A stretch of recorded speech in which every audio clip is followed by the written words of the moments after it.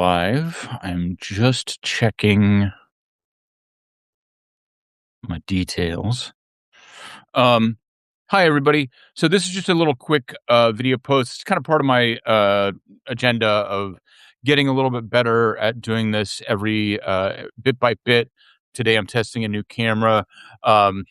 Pretty soon I need to get into a better situation where you don't have to look at my weird, cramped, multi-purpose Brooklyn office. Some of the real nerds here will recognize what's going on behind me over here, which is, embarrassing, but it is what it is. Okay, so the thing I wanted to talk about really briefly today, I also posted, so hopefully everybody here already gets my newsletter, Dark Markets, and has looked at it. Um, what's going on? And, one of the things that I didn't really get to in the post, well, we'll get to expectations here, but the House did just pass this thing called the Kids Online Safety Act. And privacy advocates are understandably up in arms about it. It's kind of a complicated situation because there are two different bad versions of a more fundamentally bad bill. But what just passed the House is a set of restrictions that hypothetically, and I'll admit I'm not in the weeds on this, so I'm sort of conveying other people's analysis, but the bill essentially applies a lot of pressure to online services. Doesn't necessarily require, although apparently in some cases it does require age verification in order to be on things like social media, perhaps, certainly adult content. And the problem with this, obviously people care about the safety of children, right? And social media is objectively bad for kids. We know this. The scientific evidence is clear. And one of the things that's one of the things I write about in my post. The problem with the House version of the bill, I mean, there are a few, but one is it imposes all of these restrictions and requirements that require you to give more identity information in order to use online services, but it actually removes the provision known as the duty of care provision that's part of the Senate version of the bill. And this apparently seems like real chicanery because I said the House bill is the Kids Online Safety Act. The Senate bill is also called the Kids Online Safety Act, but it is a different bill. It is not, two different versions of the same bill. They're actually two different bills that have different names. I don't know what this implies for example, a reconciliation process, which is normally when two different versions of the bill are brought together and made one version for the president to sign. And this is where, of course, I need to flag something that I didn't really get into in the post, but it seems very unlikely that any Senate version of this will pass in the current session, which is running out of time fairly quickly. And that means that this is not an immediate threat of actually becoming law, but it is really important to pay attention to because it is a signal about what legislators want to be able to turn into law. And that involves basically the same kind of surveillance or very close to the same kind of surveillance that is currently coming online in the UK that basically ended Keir Starmer's prime ministership, and that is also put into some kind of effect in Australia. Although, another big problem with all of these is that even if we wanted this to be the way things worked, kids in Australia are getting online just fine using, fake hacks to evade age verification and basically VPNs and things like this. So this means it's like a triple fail. It doesn't keep kids safe. It requires adults to hand over way more information, and does not impose any requirements to protect kids on social media platforms. So that's the takeaway from this KOSA bill passing the House.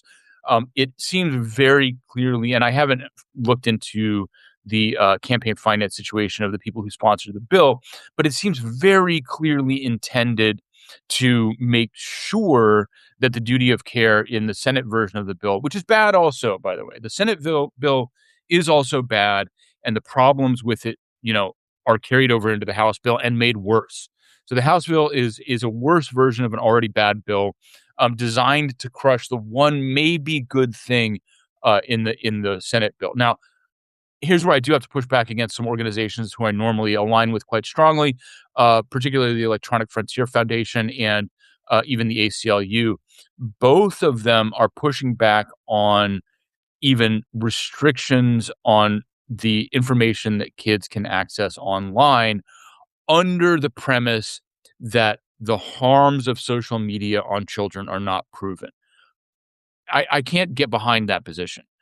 The harms of social media against children are proven quite definitively or quite strongly. I won't say definitively. They are proven quite strongly in the literature.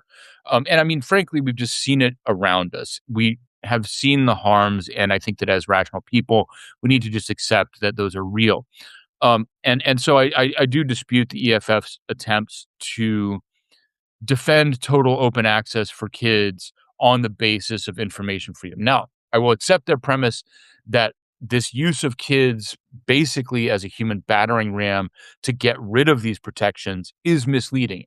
The real point of this bill in the first place is not to protect kids. A better bill, however, is possible that would protect kids, that would, set up an actual rational verification program. I don't know what that would look like off the top of my head right now, but it's not this. We don't have anything that's actually working.